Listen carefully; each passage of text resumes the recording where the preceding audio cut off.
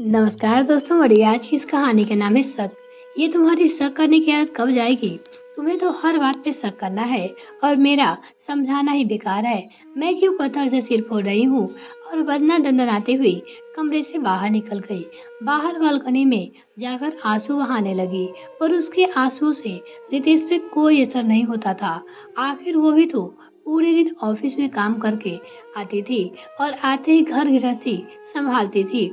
उसके काम करने का उस पे शक किया जाता था और रोज 100 सवाल दागे जाते थे। आज पार्टी में जाकर क्यों आ गई, उस पे शक किया जाने लगा। रितेश अकेले ही नहीं, उसके घर वाले भी वंदना की हर बात के लिए शक के दायरे में खड़ा कर देते थे। आखिर वो भी इंसान है, कब तक अपनी सच्चाई सबके सामने साबित करती रहेगी? वंदना और रितेश की मुलाकात ऑफिस जाते वक्त बस में हो गई थी। दोनों एक ही ऑफिस में काम करते थे, पर एक दूसरे से बात नहीं करते थे। रोज यूं ही मिलते मिलते एक बार रितेश के साथ में कॉफी पीने कहा तो वंदना ने भी हामी भर दी। धीरे धीरे दोस्ती हुई और रिश्ता प्यार में बदल पाया। एक दिन रितेश ने बातों ही बातों में शादी का प्रस्तावना रख दिया। वो हैरान रह गई। उसने सोचकर बताने को कहा, अपने घर वालों से बात की और शर्त रखी कि वो शादी के बाद नौकरी नहीं छोड़ेगी। ये नौकरी उसका ही मान है। रितेश ने भी अपने घर वालों से बात की और दोनों की रजामंदी से शादी हो गई। रितेश के घर में उसके मम्मी पापा और एक छोटी बहन थी। पापा की तबीयत ठीक नहीं रहती थी, उन्होंने नौकरी छोड़ दी थी, तो रितेश अकेले ही घर का खर्चा चला रहा था। बन्ना के आने से उसे घर का खर्च चलाने में आसानी हो गई थी, लेकिन बन्ना पे अब दोहरी जिम्मेदारी आ गई थी। उसे ऑफिस जाने से पहले भी काम करके जाना होता था और ऑफिस से आकर भी काम पे लगना होता था। इन सब के कारण वो बहुत थक जाती। पर नई नई शादी हुई थी तो कुछ बोल ही नहीं पा रही थी। उसकी सास और ननद दोनों उस पे ही हावी रहते थे। एक दिन वो ऑफिस से घर आई तो उसके हाथ में नया पर्स था। ये देखते ही उसकी ननद नेहा जलने लगी और बोली, भाभी, माना आप कमाते हो, पर अपने ऊपर खर्च करने से पहले आपको भैया से पूछना चाहिए था। पर अब सारी कमाई खुद पे ही खर्च कर दोगी तो घर वालों का क्या होगा? मम्मी को आपसे कितनी उम्मीदें थी। अपनी बेटी नेहा की आवाज सुनकर भारती भी बाहर आ गई। बन्ना के हाथ में पर्स देकर बौखला गई। वाह बहू, तुम्हारे तो ठाठ है। तुम तो कमा भी रही हो और लुटा भी रही हो, और मेरा बेटा वहाँ अकेले मेहनत कर रहा है। ये सब सुनकर बन्ना बोली, मम्मी जी, मैंने ये पर्स खुद नहीं खरीदा है, वो मेरी एक सहेली ने मुझे उपहार में दिया है। उसके पर्स की दुकान है और वो हर साल दुकान पे अच्छी सेल होने पे मुझे पर्स देती है, ताकि अगले वर्ष भी उसकी अच्छी कमाई हो। उसके ऐसा करने से उसके काम में बरकत होती है, ऐसा उसका मानना है। भाभी, हमें इस तरह से बेवकूफ मत बनाओ। आपने ये पर्स उसकी दुकान से खरीदा होगा और उनका नाम लगा रही हो। भला इतना महंगा पर्स कोई बिना मतलब के तो उपहार में नहीं देता है। उसके भाव सुनकर भारती जी बोलती है, बहू, मुझे तो लगता है तूने अपने ही पैसे से पर्स किए होंगे खर्च, वरना कोई किसी को कुछ नहीं देता। मम्मी जी, मैं सच कर रही हूँ, मैं झूठ क्यों बोलूंगी? अगर कोई चीज अपने लिए खरीदूंगी तो आप सबसे छुपाने की क्या जरूरत है? भाभी, रहने दो। नेहा और भारती जी अंदर चले गए। ड्राइंग रूम में खड़ी वंदना को बहुत बुरा लग रहा था। वंदना अपने कमरे में जाकर आराम करने के लिए पलंग पे लेट गई और उसके पैर में दर्द हो रहा था। उसे लगा आराम कर लेगी तो रात का खाना बना लेगी। रितेश की बॉस के साथ मीटिंग थी, इसलिए उसको देर से आना था ऑफिस से। तभी भारती जी की आवाज आती है, अरे बहू, खाने की तैयारी कर लो, मेरा बेटा आने वाला है। तू रोज आकर पसर जाती है, फिर खाना बनाने में देरी हो जाती है, और ये पैरों में दर्द का झूठ बहाना मत बनाना। तेरी तो रोज की आदत हो गई है। तेरा तो पता नहीं लगता कि कब झूठ बोलती है और कब सच। उसकी सास भारती जी बोली। भारी कदमों से बन्ना उठी। नेहा और भारती जी उसकी जरा भी मदद नहीं करते थे। बस ऑफिस से आते जाते उस वक्त उसे ताने सुनाने का जरूर मिलते थे। रात को रितेश घर आया, पर उसके कानों तक भी पर्स वाली बात पहुंचा दी गई उसके कान में। कमरे में जाते ही रितेश गुस्सा हो गया। तुम्हें सिर्फ अपनी परी रहती है, तुम तो मेरी मम्मी और बहन को भी कभी खुश नहीं रख सकती। एक पर्स अपने लिए लाई हो तो छोटी ननद के लिए भी तो कुछ ले आती। तुम तो रोज मजे कर रही हो और मेरी बहन तरस रही है। रितेश, ये तुम क्या कह रहे हो? एक पर्स के लिए कितना बवाल हो गया। और मैं ये पर्स नेहा को देने ही वाली थी, पर मुझ पे शक गलत है कि मैंने इसे खरीदा है। तुम भी मेरी बात का विश्वास नहीं करते। आखिर तुम भी सब जैसे हो। और बंदा उठकर सो गई। रितेश ने उसे मनाना भी जरूरी नहीं समझा। अगले दिन बंदा ने अच्छी सी ड्रेस पहनी और तैयार हो गई। ये आज सज धज कर कहाँ जा रही हो? भारती जी ने पूछा तो बंदा ने कहा, मेरे फ्रेंड का बर्थडे है तो होटल में पार्टी देगा। मैं रात को देर से घर आऊंगी। मेरा डिनर भी बाहर ही है। अच्छा, फिर तो रितेश भी बाहर ही खाना खाएगा। वो भी तो जाएगा। भारती जी अपनी बहू बंदा से बोली। नहीं मम्मी जी, वो मेरा फ्रेंड है, रितेश का नहीं। और मैं ऑफिस से अलग अलग एरिया में काम करते हैं। मैं बिल्डिंग नंबर 1 में जाती हूँ और रितेश 2 नंबर की बिल्डिंग में काम करते हैं। हम दोनों के फ्रेंड्स अलग है। ये सुनते ही भारती जी का सबके दिमाग दौड़ने लगा। वो शादीशुदा है या कुंवारा? और साथ में कितने लोग जा रहे हैं? तुम कब तक आ जाओगी? मेरे विचार से तो जहाँ तुम्हारा पति नहीं जा रहा है, तुम्हें भी वहाँ नहीं जाना चाहिए। कल को कोई ऊंच नीच हो गई तो लोग और रिश्तेदारों क्या कहेंगे? समाज में हमारी बदनामी हो जाएगी। बन्ना की सास बोली। ये सुनते ही बन्ना का दिमाग चकरा गया। मम्मी जी, आप ये क्या सोच रही हो? क्यों इतना शक कर रही हो?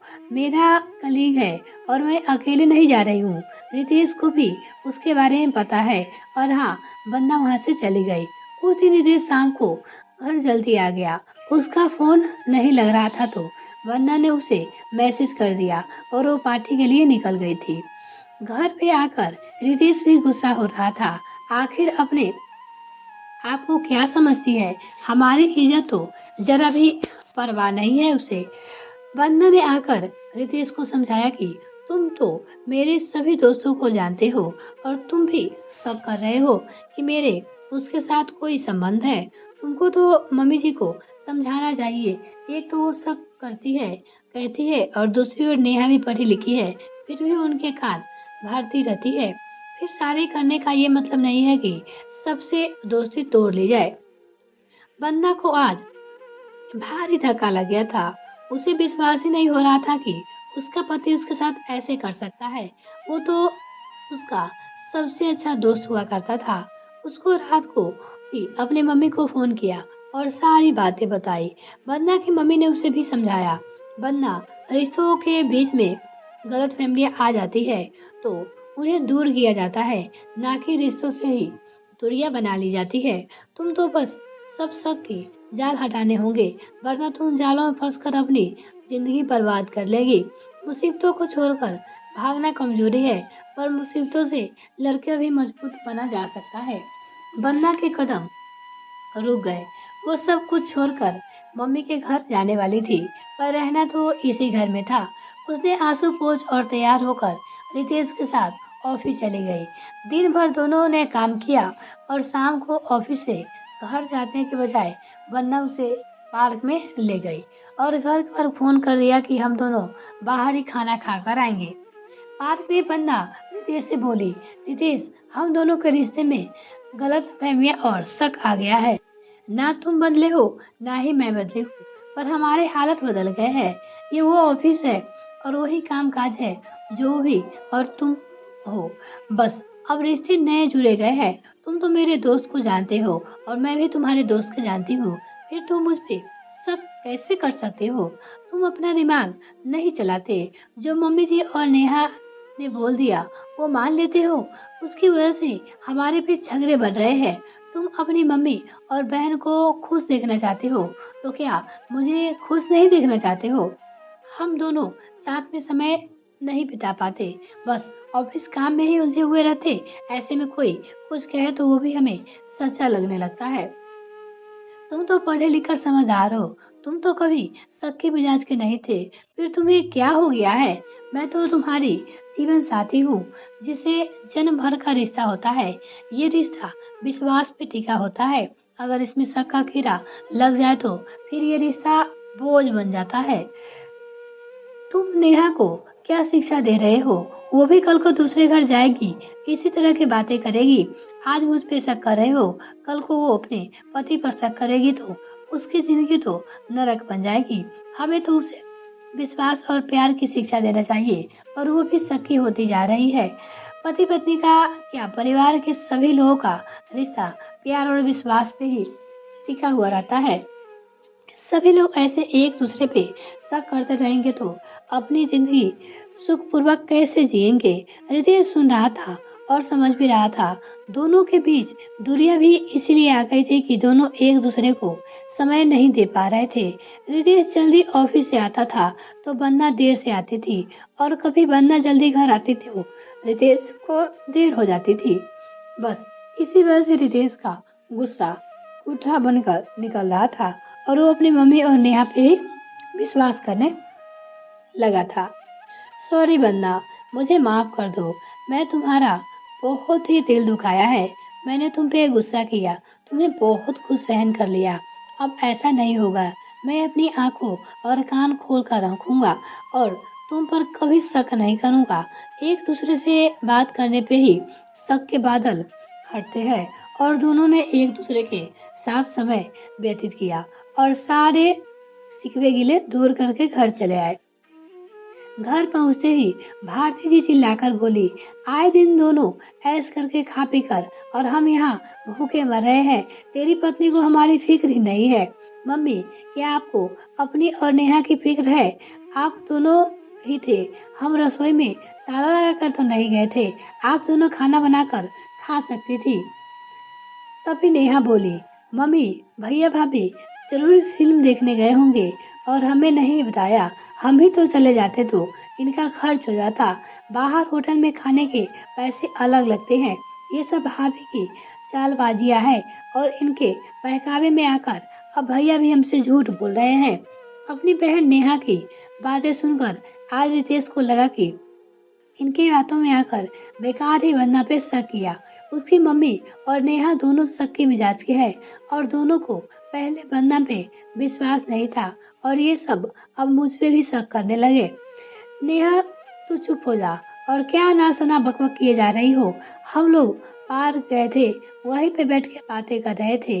अगर ये बात वंदना तू ही बताती तो तुम शक करते, पर तूने तो शक के घेरे में मुझे भी ले लिया। हद कर दी हो। पढ़ी लिखकर होकर ऐसी बातें करती हो। अपना दिमाग सही जगह इस्तेमाल करो। इस तरह का व्यवहार रहेगा तो तू अपने ससुराल में कभी खुश नहीं रहेगी। जिंदगी प्यार और विश्वास से चलती है, और उसमें शक का दिमाग लग जाए तो जीवन बोझिल हो जाता है। तभी भारती जी बोली, आज तो बहू पट्टी पढ़ा कर लाई है, तो उसी की तरह बोल रहा है। तुझे अपनी मम्मी और बहन झूठे लग रहे हैं। हाँ मम्मी, आप और नेहा दोनों झूठ बोल रहे हो। नेहा घर में बैठी बैठी आपके कान भरती है। क्या इससे हमारी खुशियाँ देखी नहीं जाती? उसके भाई बोले, मम्मी, बेटा को अच्छा ज्ञान दो और बहू को सम्मान दो। आपको जीवन सुधर जाएगा, और हमारा भी। आप दोनों अपना व्यवहार बदलो, नहीं तो हम ज्यादा दिन तक साथ में नहीं रह पाएंगे। वो बोला। अपने बेटे के मुंह से ये बातें सुनकर भारती जी चुप हो गई। उन्हें समझ आ गया कि अब उनकी और नेहा की बातों में रिजेश नहीं आएगा, और वंदना खुश थी। उसने मम्मी की शिक्षा से अपने जीवन में वो फिर से संभाल लिया। दोस्तों, जीवन में प्यार और विश्वास हो तो सुंदर बन जाता है, लेकिन शक आ जाए तो नरक बनते देरी नहीं लगती। ये बिल्कुल सही बात है। ये कहानी आपको कैसी लगी कमेंट सेक्शन में जरूर लिखिएगा। अगर आपने भी चैनल सब्सक्राइब नहीं किया तो प्लीज सब्सक्राइब कीजिए, ताकि साथ में बेल आइकन ताकि मेरे आने वाली और भी वीडियो का नोटिफिकेशन सबसे पहले आपको मिल सके। बहुत बहुत धन्यवाद।